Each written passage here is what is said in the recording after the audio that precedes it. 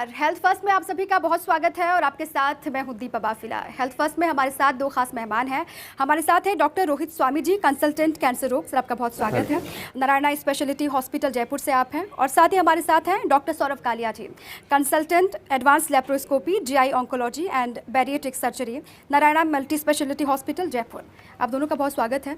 सबसे पहले रोहित जी, मैं आप ही के साथ शुरुआत करना चाहूँगी। GI कैंसर यानी पेट के कैंसर की इंसिडेंस क्या क्या है और ये किस प्रकार के होते हैं? मैडम, GI कैंसर, जिन्हें हम पाचन तंत्र का कैंसर भी बोल सकते हैं या पेट का कैंसर बोल सकते हैं, ये सभी कैंसर्स में चौथे नंबर का सबसे कॉमन कैंसर होता है। अगर हम बोलें कि 10 लाख नए केसेस के अंदर लगभग 2 लाख नए केसेस पाचन तंत्र GI ट्रैक्ट के कैंसर से होते हैं और कैंसर के कारण होने वाली 7 लाख के आसपास मृत्यु के अंदर लगभग 1 से 1.5 लाख की मृत्यु का कारण GI कैंसर बनता है। GI कैंसर्स के अंदर काफ़ी सारे ऑर्गन्स होते हैं, अलग अलग अंग होते हैं जिनके अलग अलग कैंसर होते हैं। उनमें सबसे ज़्यादा कॉमन कैंसर्स मैं आपको बताता हूँ। बड़ी आंत का कैंसर सबसे ज़्यादा कॉमन कैंसर होता है। उसके बाद स्टमक, जैसे पेट भी बोलते हैं आम भाषा में, उसका कैंसर। उसके बाद आहार नली, जैसे ईसोफेगस बोलते हैं। इसके अलावा लिवर के कैंसर, पित्त की थैली के कैंसर, पेंक्रियास के कैंसर, ये सारे कैंसर कॉमन GI कैंसर्स होते हैं। चलिए ठीक है। इसी के साथ ही सौरभ जी, आप पेट का कैंसर जो है वो किस कारण से हो सकता है या फिर इसके कारण क्या क्या हो सकते हैं? एक्चुअली पेट के कैंसर में एक बीमारी नहीं है, मल्टीपल रोग हैं। तो हर अंग का जो कैंसर है वो अलग कारण से होता है। जैसे एक आहार नली का कैंसर मैं बताऊं तो टबैको, मतलब तंबाकू का किसी तरह का सेवन, स्मोकिंग या गुटखा। दूसरा अल्कोहल, कुछ खाने के तरीके हैं, जैसे कोई स्मोकिंग करके जो फ़िश खाते हैं या कोई अचार, ऐसी चीज़ें जो हैं जो कार्सिनोजेनिक होती हैं, उनसे भी हो सकता है। बट जैसे अलग अलग ऑर्गन्स में अलग अलग कारण हैं। उसमें जो मुख्यतः जो कारण है एडवांस एज, मतलब उम्र के साथ कैंसर बढ़ते जाते हैं। मोटापा एक कारण है, मोटापे की वजह से कई बीमारियां हैं, तो उसमें कैंसर भी एक आता है। और तंबाकू और अल्कोहल, ये मेजर कारण हैं जो कि प्रिवेंटेबल हैं, जो अभी भी इंडिया में सबसे मेजर बीमारियां करते हैं, तो ये भी कैंसर करते हैं। और इसके अलावा डाइटरी फैक्टर्स हैं, जो डाइट में पोल्यूशन की वजह से, एडल्ट्रेशन की वजह से बहुत सारे केमिकल्स हम सॉलो करते हैं जो खाने में आते हैं, उनसे कैंसर बढ़ रहा है। कुछ जेनेटिक है, मतलब जो अनुवांशिक हैं, जो हमारे कंट्रोल में नहीं है, जो इंडिया में, खासकर नॉर्थ इंडिया में, जैसे गॉल ब्लैडर कैंसर का जो कारण है कि कुछ जीन्स में है, ऐसे ही कोलोन कैंसर जेनेटिक होता है। तो ऐसे कई कैंसर्स का कारण अनुवांशिक रीज़न हो सकता है। फिर जो एनवायरमेंटल रीजंस है, जो मतलब जैसे आपके कंट्रोल में हैं, उनमें डाइट जो है सबसे इम्पोर्टेंट है। कि कई लोग रेड मीट का सेवन ज़्यादा करते हैं, तो उससे कोलोन कैंसर का रिलेशन है। कुछ लोग स्पेसिफिक तरह की चीज़ें खाते हैं जो कि बहुत ज़्यादा कैंसरजेनिक होती हैं।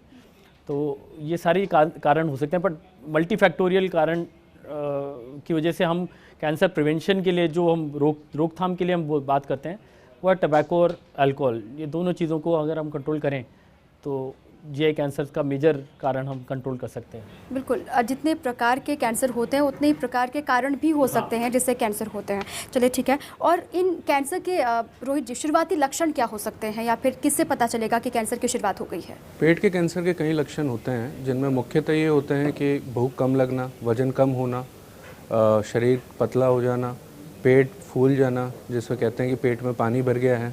इसके अलावा खाना निगलने में दिक्कत होना, खाना निगलने पे दर्द होना, खाना खाने के पहले या बाद में पेट में दर्द होना, नाभि के ऊपर डिस्कम्फर्ट होना या थोड़ा सा खाना खाते ही पेट बिल्कुल भरा भरा सा लगना, जॉन्डिस हो जाना जिसे हम पीलिया बोलते हैं, पीलिया होके खुजली वगैरह होना। इसके अलावा खून की उल्टी होना, लैट्रिन जो है वो काले रंग की आना, पेट में किसी तरह की कोई गांठ महसूस होना, ये सारे लक्षण कैंसर के हो सकते हैं। लेकिन लक्षणों की बात तो हम करेंगे, लेकिन उससे पहले ये कि लक्षण किस स्टेज में दिखाई देते हैं? कई बार ये होता है कि बहुत आगे आप निकल गए हैं, उसके बाद लक्षण दिखाई दे रहा है। जनरली पेट के कैंसर के लक्षण जो होते हैं वो 60 से 70% स्टेज 3, स्टेज 4 के कैंसर में ही आते हैं।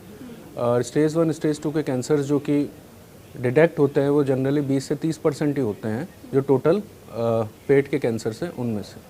अर्ली डायग्नोसिस का क्या महत्व है इन सभी के बीच में? अर्ली डायग्नोसिस का बहुत महत्व है इसके अंदर। अगर हम कैंसर को थोड़े बहुत ही लक्षण आने में पेट दर्द होना है, कुछ भी लक्षण होने पे अपने डॉक्टर से मिलते हैं और अर्ली डायग्नोसिस होती है, स्टेज 1 स्टेज 2 में हमें बीमारी पता चल जाती है, तो कैंसर का ट्रीटमेंट का ड्यूरेशन भी काफ़ी शॉर्ट हो जाता है और उसको पूरी तरह से सही होने के चांसेस भी काफ़ी हद तक बढ़ जाते हैं। चलिए ठीक है, इसको लेकर भी बहुत ध्यान देने की ज़रूरत है क्योंकि लक्षण आते हैं, फिर कौन से स्टेज में आते हैं, उसके बाद जो डायग्नोसिस है उसकी क्या प्रक्रिया होती है। डॉक्टर सौरभ, जो जांच की प्रक्रिया है या फिर डायग्नोसिस में कौन कौन सी जांचें होती हैं पेट के कैंसर में? एक्चुअली ये जो लक्षण सर ने बताए वो बहुत कॉमन है, मतलब आए दिन लोगों को कोई ना कोई गैस की प्रॉब्लम होगी, आफरा आएगा, उल्टी भी हो सकती है। तो हम डायग्नोसिस जब बोलते हैं, जब कुछ अलार्म सिम्टम हम कहते हैं कि ये सिम्टम अगर आते हैं तो आपको ज़रूर जांच करानी चाहिए।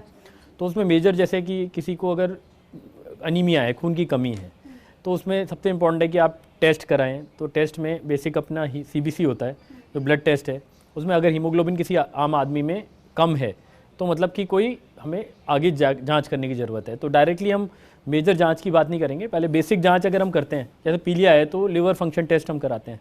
तो अगर लिवर फंक्शन टेस्ट में अगर आपको दिख रहा है कि पीलिया बढ़ रहा है या पीलिया है, डायग्नोस हो गया है, तो फिर नेक्स्ट है सोनोग्राफी। तो ऐसे स्टेप वाइज होता है सारी जाँचों का। तो बेसिक जो टेस्ट हैं उसमें जो डायग्नोस करते हैं कैंसर को वो है रेडियोलॉजिकल टेस्ट, मतलब सोनोग्राफी, CT स्कैन, MRI, और एंडोस्कोपिक टेस्ट, मतलब दूरबीन से मुंह के द्वारा या मलद्वार के द्वारा जो एंडोस्कोपी करते हैं उससे जांच होती है कि पेट के अंदर कोई गांठ है, कोई अल्सर है जो कैंसर हो सकता है। फिर उसकी बायोप्सी की जाती है, उसका सैंपल लिया जाता है टुकड़े का, एंड उसको माइक्रोस्कोप में देखकर हम कह सकते हैं कि भाई ये कैंसर में कन्वर्ट हो गया है या कैंसर बन चुका है। तो डायग्नोसिस में पहले तो उसको पेशेंट को हमें समझाना पड़ता है कि ये इम्पॉर्टेंट है, क्योंकि ज़्यादातर लोग निगलेक्ट करते हैं, जांच नहीं कराना चाहते क्योंकि महंगी जांचें होती हैं, प्लस इसमें टाइम लगता है। तो लोग सिर्फ दवाई लेकर घर जाना चाहते हैं, तो उनको हमें समझाना पड़ता है कि भाई पहले आप जांच कराइए सो दैट आपकी बीमारी को हम पकड़ पाएँ। अगर शुरुआत में अगर लगता है कि कैंसर के लक्षण हैं या फिर किसी को भी ऐसा अनुभव हो रहा है तो उनके लिए ज़रूरी है कि वो डायग्नोसिस का टेस्ट करवाएं, क्योंकि तभी पता चल भी पाएगा एक्चुअल में प्रॉब्लम क्या है।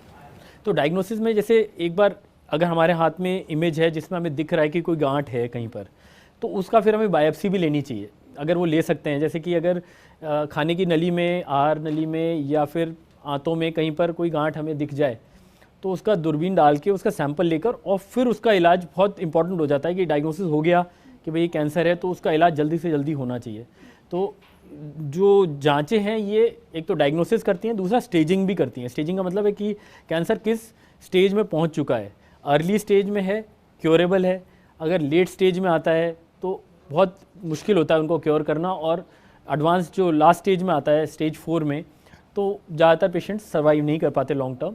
तो ये डायग्नोसिस प्लस स्टेजिंग के दोनों में काम आती हैं जांचें, तो इसलिए बहुत जरूरी कई है। बार कैंसर हो या फिर अन्य बीमारियां भी होती हैं, फिर कैंसर में हम कई बार भी देखते हैं कि शुरुआत में अगर आप टेस्ट कर रहे हैं तो क्या चांसेस डायग्नोसिस में ये भी है कि आपको पता नहीं चल रहा है शुरुआती स्टेज में कि कैंसर है कि नहीं है? तो इसलिए बायोप्सी का रोल है कि कई जांचें में जैसे हमें कोई बीमारी पकड़ में नहीं आ रही है तो हम उसको छोड़ते नहीं हैं, हम उसको वेट करते हैं या रिपीट जांच करेंगे कुछ दिनों में, या उसकी बायोप्सी लेने की वापस कोशिश करेंगे, क्योंकि लोग एक बायोप्सी की बिना पे कह देते हैं कि कैंसर नहीं है। कई बार वो सैंपल नहीं आ पाता, जो हमने टुकड़ा लिया उस जांच में कैंसर का कण नहीं मिले तो वो कह देते हैं कि भाई कैंसर नहीं है। रिपोर्ट में तो ये आएगा बट गांठ तब भी है, तो गांठ किसी और कारण से होगी, तो उसका रिपोर्ट वापस करनी चाहिए कि कंफर्म करें कि भाई ये है किस तरह की गांठ। तो इसलिए रिपीट बायोप्सी भी करनी पड़ती है, रिपीट जांच भी करनी पड़ती है कुछ टाइम बाद। कुल मिलाकर इस सभी में बायोप्सी का रोल भी बहुत महत्वपूर्ण है, या फिर किस तो बायोप्सी का मतलब ये होता है कि जो भी बीमारी हमें दिख रही है वो फाइनली वो किस फील्ड में आती है, क्योंकि कई बार कुछ बीमारियां होती हैं जो बिनाइन होती है। बिनाइन मतलब जो आगे बढ़ के कोई प्रॉब्लम नहीं क्रिएट करेंगी, जो लोकल ही वहीं पर ही बढ़ी रहेंगी, जैसे कोई पेट में अल्सर है। दूसरा अगर वो प्री कैंसरस है, मतलब कैंसर में कन्वर्ट हो सकता है। और तीसरा होता है वो फ्रैंकली कैंसरस ही है, जिसमें वो फैल जाएगा। फैलेगा मतलब वो ट्यूमर उस ऑर्गन से बाहर निकल के दूसरे ऑर्गन्स में फैल जाता है, ब्लड के थ्रू या लिम्फेटिक्स के थ्रू। तो वो जो ट्यूमर है उसको जल्दी से जल्दी उसको बॉडी से निकालना चाहिए या इलाज होना चाहिए उसका। तो ये बायोप्सी तीनों चीज़ों को डिफ्रेंशिएट करने में हेल्प करती है कि भाई नॉन कैंसरस क्लियरली हम कह सकते हैं कि ये गांठ बढ़ेगी नहीं या ये प्रॉब्लम नहीं क्रिएट करेगी। दूसरा है कि भाई कैंसर में कन्वर्ट होने वाली, और तीसरा जो फ्रैंकली कैंसरस है उसका जल्दी से जल्दी इलाज हो। तो ये बायोप्सी इसलिए बहुत इंपॉर्टेंट हो जाती है। और कुल मिलाकर अगर शुरुआती लक्षण लगते भी हैं या फिर कुछ ऐसा कारण आपको दिखाई भी देता है तो डायग्नोसिस और बायोप्सी को आप नेग्लेक्ट नहीं कर सकते, अगर करेंगे तो घातक हो सकता है। ये प्रॉब्लम बहुत कॉमन है कि लोग कैंसर की बायोप्सी से डरते हैं, उनको लगता है कैंसर की बायोप्सी करेंगे तो कैंसर फैल जाएगा। तो ये गलत भ्रांति है जो कि लोगों में है कि बायोप्सी से फैलता नहीं है, वो डायग्नोसिस होता है तो लोगों को क्लैरिटी मिलती है, मतलब हमें क्लियर होता है कि बीमारी क्या है और क्या आगे इलाज होना चाहिए।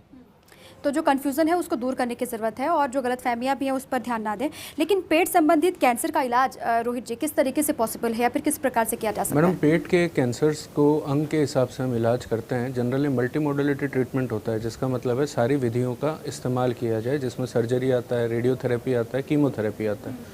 हर एक ऑर्गन का, जिस ऑर्गन का कैंसर है उसके हिसाब से कौन कौन सी चीज़ें इन तीनों में से यूज़ होगी वो डिपेंड करता है। जैसे कि अगर हम बोलें ईसोफेगस, जैसे आहार नली बोलते हैं, उसके कैंसर में कीमो, रेडिएशन, सर्जरी तीनों ही चीज़ें काम में आती हैं। उसी प्रकार से बड़ी आंत या छोटी आंत का बोले तो केवल सर्जरी और कीमोथेरेपी सफिशिएंट होती है। वैसे ही रेक्टम का अगर कैंसर बोले तो उसमें भी कीमो, रेडिएशन और सर्जरी की ज़रूरत है। इनके अलावा स्टेज 4 के अंदर हमारे पास और भी काफ़ी सारे ऑप्शन आ जाते हैं, जिसमें कीमो, रेडिएशन और सर्जरी के अलावा हमारे पास टारगेटेड थेरेपी आ जाता है, इम्यूनोथेरेपी आ जाता है।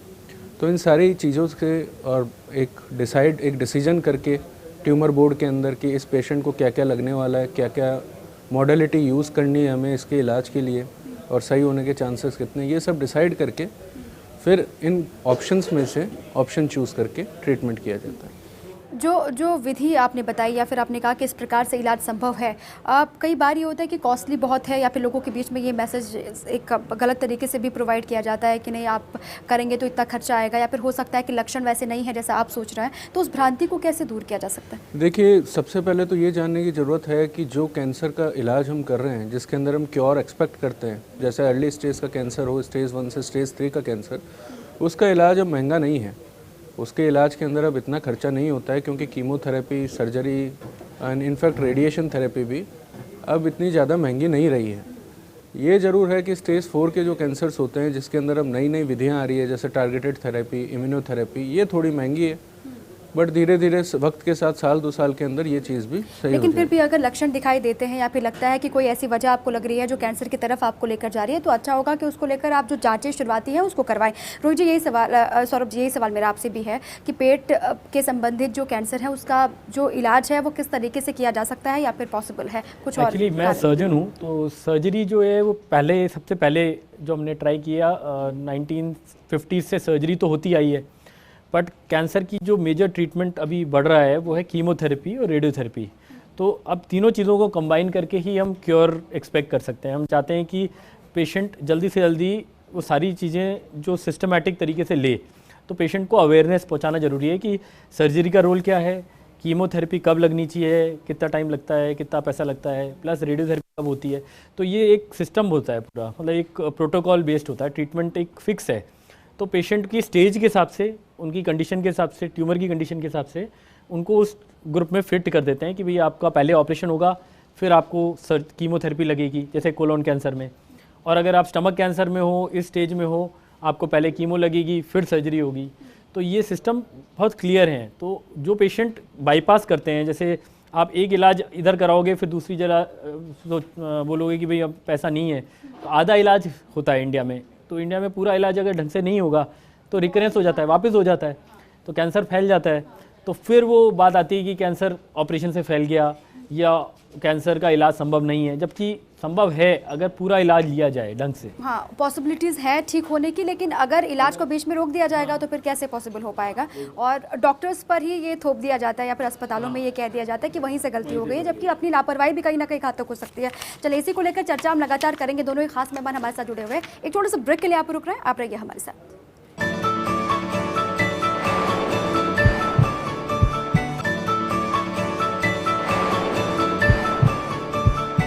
ब्रेक के बाद एक बार फिर से आप सभी का स्वागत है। हेल्थ फर्स्ट में हम चर्चा अपने दो खास मेहमानों से करें। डॉक्टर रोहित भी हमारे साथ हैं, डॉक्टर सौरभ भी हमारे साथ हैं। अब आगे बढ़ते हैं। सवाल मेरा डॉक्टर रोहित आपसे है कि ऐसे कैंसर के इलाज में आजकल, चूँकि हम आजकल के परिप्रेक्ष्य में अगर बात करें, तो कौन सी नई तकनीकें हैं जो आ चुकी हैं और जो मददगार भी साबित हो रही हैं? आजकल कई नई तकनीकें आई हैं कैंसर के ट्रीटमेंट के अंदर, जिसके अंदर मेजॉरिटी ज़्यादातर आई है स्टेज 4 के अंदर, जैसे हम फैला हुआ कैंसर बोलते हैं। जिनमें टारगेटेड थेरेपी आई हैं, इम्यूनोथेरेपी आई हैं, और ऐसी थेरेपीज़ भी हैं जिनको केवल हम ओरली टैबलेट की फॉर्म में ले सकते हैं और हमारी उम्र as well as quality of life उससे इम्प्रूव होता रहता है। इसके अलावा रेडिएशन में भी कई नई तकनीक आई है जिसमें IMRT होता है, जिसमें एक ही पर्टिकुलर जगह पे रेडिएशन जाती है, आसपास के जो ऑर्गन्स हैं उनको साइड इफ़ेक्ट कम होता है। इसके अलावा सर्जरी के अंदर भी रोबोटिक सर्जरी आई है जिसके अंदर ब्लड लॉस कम होता है। तो ऐसी कई नई थेरेपीज़ आ रही हैं और ऑलमोस्ट हर वीक कोई ना कोई नई थेरेपी आती जा रही है। लेकिन जब कोई नई तकनीक आती है डॉक्टर रोहित, तो उस पर भरोसा करना आसान नहीं होता, लोग कई क्वेश्चन भी कर देते हैं, उसको लेकर आप क्या कहना चाहें? तो देखिए, क्वेश्चन तो डेफिनेटली पूछेंगे। नई थेरेपी जो भी आती है वो जनरली थोड़ी बहुत महंगी भी होती है, तो क्वेश्चन पूछना लाजमी होता है। पर कोई भी थेरेपी जो है वो बाकायदा पूरी फेज़ 3 ट्रायल के बाद होती है। 800 से 10,000 लोगों के ऊपर पूरी स्टडी की जाती है और वो कारगर होती है, तभी वो थेरेपी मार्केट के अंदर आती है और तभी FDA लाइसेंस मिलता है कि उस थेरेपी को हम यूज़ कर सकते हैं। तो उस पर भरोसा किया जा सकता है, क्योंकि बिल्कुल पहले किया जा सकता है, बहुत बार अच्छे से ट्रायल करके ही उनको यूज़ में लिया जाता है। डेफिनेटली। चलिए ठीक है, अब पेट से संबंधित जो कैंसर की प्रोग्नोसिस है वो कैसी है doctor Saurabh? Actually overall early stage cancer अगर आता है, जो कि स्टेज 1 हम कहते हैं या स्टेज 2 जैसा, उसकी क्योर रेट अच्छी है, मतलब अराउंड 50 to 60% तो होता ही है। बट ज़्यादातर पेशेंट्स लेट स्टेज में आते हैं। तो अगर हम ओवरऑल पूरे ग्रुप को देखें तो कैंसर की chances of cure less than 20% हो जाता है। तो जैसे खासकर जो कैंसर्स बहुत तेज़ी से बढ़ने वाले होते हैं, जो बहुत पहले ही बहुत स्टेज 3-4 में आते हैं, तो उनका सर्वाइवल ज़्यादा लंबा है नहीं। तो हम जो इस चीज़ को बोलते हैं 5 ईयर सर्वाइवल से नापते हैं कि 5 साल वो आदमी जी सकता है, उसका चांस क्या है। तो जैसे पैनक्रियाज के ट्यूमर में 15 से 20% है, तो 15 से 20% लोग ही 5 साल जी पाएंगे सारी इलाज के बावजूद। तो पैनक्रियाज का कैंसर बहुत खतरनाक कैंसर में से आता है। अब इन ग्रुप में कोलोन कैंसर बहुत अच्छा है, जिसका 50% to 60% सर्वाइवल रेट है 5 ईयर ओवरऑल। तो ये दिखाता है कि मतलब आप दूसरे कैंसर से कंपेयर करें, जैसे ब्रेस्ट कैंसर है तो उसका सर्वाइवल 70 to 80% है, तो मतलब उनसे तो कम है। बट हमें पॉजिटिव रहना चाहिए कि इलाज लेकर ही आदमी को चांस मिलता है। जो आदमी रिफ्यूज़ कर दे या इलाज डिले करे तो फिर वैसे भी कोई सर्वाइवल बेनिफिट नहीं मिलेगा, क्योंकि वो आधा इलाज लेगा या इलाज पूरी ढंग से नहीं लेगा तो ज़्यादा दिन सर्वाइव नहीं करते। तो हमारे पास जो पेशेंट्स आते हैं ज़्यादातर वो बहुत कारणों से रिफ्यूज़ करते हैं इलाज, क्योंकि या तो वो पहले मानते नहीं है कि हमें कैंसर डायग्नोसिस हो चुका है, मतलब वो कंफर्म करते हैं, कई लोगों से मिलके, कई डॉक्टर से मिलते हैं, कई बार टेस्ट कराते हैं, फिर ऑपरेशन बोला जाता है तो ऑपरेशन को और डिले करते हैं कि भाई पहले पैसे का इंतज़ाम होगा फिर सब कुछ होगा। तो ये सब डिले से सर्वाइवल रेट कम होती जाती है। इलाज आधा लिया जाता है, उससे सर्वाइवल रेट कम हो जाती है। कैंसर ऑलरेडी स्प्रेड होकर आता है, उससे कैंसर रेट्स कम हो जाती है, सर्वाइवल रेट। तो इसलिए बहुत सारे कारण हैं जिससे इंडिया में कैंसर, GI कैंसर्स की सर्वाइवल रेट बहुत कम है। जो देरी की जाती है, जो इफ़ एंड बट वाली सिचुएशन बन जाती है, उसी को लेकर भी कई बार कैंसर घातक हो जाते हैं, जैसे कि आपने भी कहा। लेकिन कई जो मरीज़ होते हैं या फिर आम लोगों के मन में भी ये सवाल है कि क्या मरीज़ जिसको कैंसर हुआ फिर इलाज के बाद वो ठीक हो गया, तो क्या वो नॉर्मल ज़िंदगी जी सकता है आम लोगों की तरह? तो ये जब हम कोई एक ऑर्गन को निकालते हैं या ऑपरेशन होता है जो, तो उसमें जो चीज़ हम निकालते हैं उसके बाद हम बॉडी को रीऑर्गेनाइज करते हैं, मतलब हम नया खाने का रास्ता बनेगा, कुछ इंटेस्टाइन को हम कहीं जोड़ेंगे, तो उसके बाद बॉडी में चेंजेस आते हैं ज़रूर। पर क्वालिटी ऑफ लाइफ जो कहते हैं कि अगर वो आदमी अपने आप खा पी ले, चल फिर ले, नॉर्मल लाइफ जी ले, काम कर ले, वो हम चाहते हैं। तो depending on type of surgery, type of cancer किस स्टेज में है, अगर वो क्योर के पॉइंट ऑफ से हमने ऑपरेट किया है, पूरा इलाज हुआ है, तो majority of patients will return to normal life, मतलब उनको काम करने में कोई दिक्कत नहीं आती। बट लाइफ में कुछ एडजस्टमेंट करने पड़ते हैं, कुछ दवाइयाँ लेनी पड़ेंगी, कभी दिखाना पड़ेगा। वैसे भी हमें कैंसर की इलाज के बाद 3-3 महीने में डॉक्टर को चेकअप कराना होता है। तो ये सारे मतलब क्वालिटी ऑफ लाइफ पैरामीटर्स में हम सर्जरी इसलिए करते हैं कि पेशेंट नॉर्मल लाइफ जी पाए, सर्वाइवल के लिए भी करते हैं कि पेशेंट जी पाए, दूसरा उनकी लाइफ भी अच्छी हो जाए। तो जो भी इलाज है उसका फ़ायदा ही है, मतलब ऐसा नहीं है कि इलाज पेशेंट को बेड रिडन कर देगा या बिस्तर पे ले जाएगा, ऐसा नहीं है। लेकिन सवाल ये भी लोगों के मन में होता है कि अगर आपको शुरुआती स्टेज में पता नहीं चला कैंसर के बारे में, तो फिर कैसे आप नॉर्मल ज़िंदगी जिएंगे? जैसे कि आपने भी कहा कि 4th स्टेज में जाके पता चलता है, तो फिर पॉसिबल नहीं हो पाएगा। नहीं, तो 4th स्टेज में हम क्वालिटी ऑफ लाइफ इंपॉर्टेंट नहीं होती, वो हम कहते हैं कि पहले तो उनकी लाइफ को बढ़ाने की बात करते हैं कि इलाज से जो आदमी 6 महीने जी सकता है वैसे बिना इलाज के, तो उसको हम साल 1.5 साल निकाल दें, क्योंकि हर आदमी लंबा जीना चाहता है। कोई भी आदमी से आप पूछोगे कि भाई आपके पास 6 महीने ही हैं, आप और जीना चाहोगे क्या, तो सब लोग चाहते हैं। तो उस लाइफ को इम्प्रूव करने के लिए और भी दवाइयाँ हैं जिससे हम उनकी जो अच्छी क्वालिटी ऑफ लाइफ है उस टाइम पे, जैसे पेन नहीं होगा या उन खाना पीना उनका नॉर्मल रहे, उसके लिए सब ट्रीटमेंट्स हैं।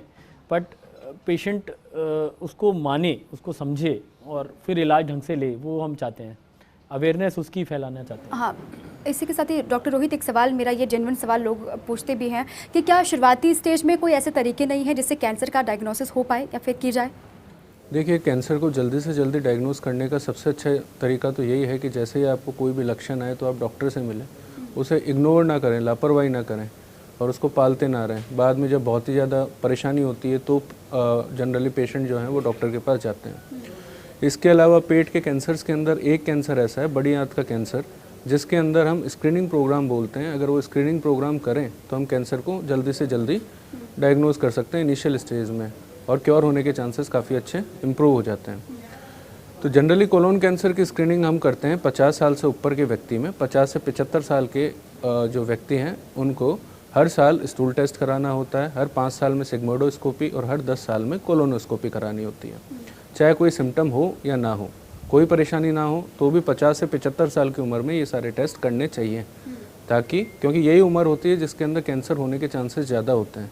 और इस उम्र में अगर हमने तुरंत स्टेज 1 में, स्टेज 2 में ही कैंसर पकड़ लिया तो इलाज का, ट्रीटमेंट का ड्यूरेशन भी कम हो जाएगा, टाइम भी कम लगेगा और सही होने के चांसेस काफ़ी अच्छे हो जाएंगे। लेकिन इसमें कोई समय सीमा भी है क्या कि उम्र का भी कोई दायरा हो कि इतने उम्र के लोगों को अगर हो जाता है तो पहले स्टेज में डायग्नोज किया जाएगा, अगर उम्र ज़्यादा है तो नहीं किया जाएगा? इसको लेकर कोई पाबंदी भी है क्या उम्र को लेकर? उम्र को लेकर तो यही पाबंदी है कि जैसे मैंने आपको बताया, स्क्रीनिंग तो 50 से 75 करना है। 75 के बाद पेशेंट के ऊपर डिपेंड करता है। अगर वो कराना चाहता है स्क्रीनिंग तो ठीक है, अगर वो सोचता है कि भाई बीपी, डायबिटीज़ सब कुछ है, इतनी ज़्यादा उम्र है ही नहीं तो क्यों फालतू में मैं करवाऊँ, ये होता है। कुछ यंग पेशेंट्स में भी बिल्कुल। और सौरभ जी, पेट से संबंधित जो कैंसर हैं उसको लेकर जो भ्रांतियाँ अभी चल रही हैं, वो भ्रांतियाँ क्या हैं और उसको कैसे हम दूर कर सकते हैं?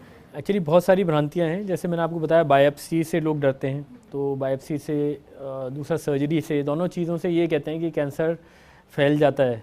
तो जब फैलने की बात आती है तो मैं पेशेंट्स को यही बताता हूँ कि कैंसर ऑलरेडी फैल रहा है, तो हम रोकने की कोशिश करते हैं। बायोप्सी एक जरिया है जिससे हमें पेशेंट को कन्विंस करना इजी होता है, क्योंकि अगर मैं आपको बोलूँ कैंसर है आपके, तो बोलेंगे कैसे बोला आपने, मतलब आप कैसे, क्या प्रूफ है आपके हाथ में? तो प्रूफ बायोप्सी होती है। 100% प्रूफ वही है। गांठ अगर दिख भी रही है, बायोप्सी नहीं है, तो हम ये नहीं कह सकते 100% कि कैंसर ही है। तो बायोप्सी जिस चीज़ में बहुत रिक्वायरमेंट है, जैसे समझ लो ये गॉल ब्लैडर कैंसर है, तो उसमें हमें बायोप्सी पहले नहीं चाहिए होती है ऑपरेशन से पहले, क्योंकि हमें उसमें बायोप्सी करने से गॉल ब्लैडर रप्चर हो जाएगा, फट जाता है, तो गॉल ब्लैडर से कैंसर बाहर आ सकता है। तो हम गॉल ब्लैडर कैंसर में बायोप्सी नहीं कराते, विदाउट बायोप्सी हम ऑपरेशन कर देते हैं, क्योंकि हमें दिख रहा होता है कि भाई गांठ है गॉल ब्लैडर के अंदर। तो कुछ में बायोप्सी हम खुद ही नहीं कराते, और जिसमें हम बायोप्सी कराते हैं उसका रोल ये है कि बायोप्सी के बाद हम उनको कोई अगर कीमो रेडिएशन पहले लगाना है तो वो लग जाए, क्योंकि बिना बायोप्सी के हम कीमोथेरेपी और रेडियोथेरेपी नहीं लगा सकते। तो जो भ्रांति ये है कि अगर हम सर्जरी के लिए बोलते हैं तो पेशेंट बोलता है कि सर्जरी नहीं कराना चाहते, तो वो क्यों, मतलब वो ट्रीटमेंट डिसाइड वो करना चाहते हैं पेशेंट, क्योंकि उनको लगता है कि सर्जरी ज़्यादा बड़ी बात हो गई, खर्चा ज़्यादा आएगा। तो उनको समझना पड़ेगा कि ट्रीटमेंट हमने ये सिर्फ एक आदमी की डिसीजन नहीं होता है, ये सब लोगों का मिलके होता है, और ये एक स्टैंडर्ड ऑफ केयर है, मतलब दुनिया में ये केयर का स्टैंडर्ड होता है, वही हम फॉलो करते हैं।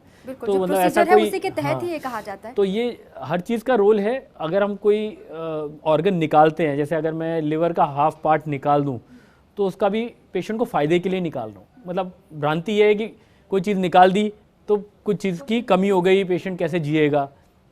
किसी लोगों के गुदे द्वार को निकाल दिया जाता है तो परमानेंट लेटरिन का रास्ता बाहर निकाल दिया जाता है, तो वो भी एक पेशेंट के फ़ायदे के लिए, क्योंकि अगर हम उसको नहीं निकालेंगे तो कैंसर बढ़ेगा और वो फैल जाएगा। तो फ़ायदा मतलब उनकी लाइफ को इम्प्रूव करने के लिए, लाइफ को प्रोलॉन्ग करने के लिए, और पेशेंट की क्वालिटी ऑफ लाइफ को मेंटेन करने के लिए, क्योंकि वो कुछ दिनों बाद कैंसर जब बढ़ेगा तो वैसे भी वो उनको प्रॉब्लम क्रिएट करेगा।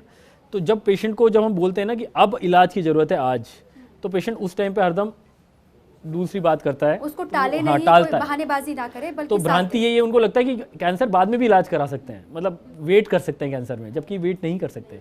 तो कैंसर को लेकर जो तमाम भ्रांतियां चल रही हैं, अब वक्त है कि उनको दूर भी किया जाए, क्योंकि जो लेट लतीफ़ी की जाती है, बहानेबाजी की जाती है, वो कहीं ना कहीं मरीज़ की ज़िंदगी पर भारी पड़ सकती है, जैसे कि डॉक्टर सौरभ ने भी जानकारी दी। अब आखिरी रिमार्क मैं लेना चाहूँगी आप दोनों से, जो हमारे दर्शक हैं, जो व्यूवर्स हैं, जो कैंसर के बारे में तमाम जानकारी चाहते हैं कि उनको सही जानकारी मिले, क्योंकि जानकारी तो हर कोई देता है, लेकिन सही जो उनके लिए सही है वो उनको मिले, तो आखिरी मैसेज या फिर संदेश दर्शकों के लिए। देखिए, मैं एक ही संदेश देना चाहूँगा कि अगर आपको किसी भी तरह का कोई भी सिम्टम है पेट से संबंधित, तो उसको इग्नोर ना करें, लापरवाही ना करें, डॉक्टर को दिखाएं, और डॉक्टर जो भी आपको सलाह देता है उसको पूरी तरह से फॉलो करें, ताकि गलती से अगर ये रोग आपको हो तो जल्दी से जल्दी पता चले और जल्दी से जल्दी इसका इलाज हो। और दूसरा एक मैसेज ये और देना चाहूँगा कि बायोप्सी करने से कैंसर नहीं फैलता है, कैंसर का इलाज बायोप्सी करने के बाद ही शुरू होता है। Thank you. बिल्कुल डॉक्टर रोहित। मैं एक्चुअली लोगों को ये बताना चाहूँगा कि पेट के कैंसर्स क्योरेबल हैं अगर वो जल्दी पकड़ में आए, जो कि हमारी सारी अल्ट्रासाउंड, सीटी स्कैन, एंडोस्कोपी आजकल बहुत जगह अवेलेबल है, तो हमारे पास कई पेशेंट्स जल्दी भी आते हैं और उनको हम क्योर कर सकते हैं। तो पॉजिटिव रहना बहुत ज़रूरी है और इलाज जल्दी से जल्दी डॉक्टर की सलाह के साथ में चालू कराएं, यही मैं संदेश देना चाहूँगा। बिल्कुल, तो कैंसर को लेकर जागरूक होने की बहुत ज़रूरत है, और जो जांचें होती हैं या फिर जो प्रोसीजर होता है उसमें अगर कॉपरेट किया जाए डॉक्टर्स का भी, तो फिर इलाज संभव है। अगर शुरुआती स्टेज में पता चल जाता है कैंसर का जो लक्षण है, जो कारण है, वो अगर किसी को भी दिखाई देता है तो तुरंत जाँच करने की ज़रूरत है, लेट लतीफ़ी करने की ज़रूरत नहीं है। आप सभी का, डॉक्टर रोहित आपका भी, डॉक्टर सौरभ आपका भी बहुत बहुत शुक्रिया चर्चा में शामिल होने के लिए भी और तमाम जानकारियाँ हमारे दर्शकों तक पहुँचाने के लिए भी। इसी के साथ ही हेल्थ फर्स्ट में आज के लिए बस इतना ही। आप बने रहिए फर्स्ट इंडिया के साथ। नमस्कार।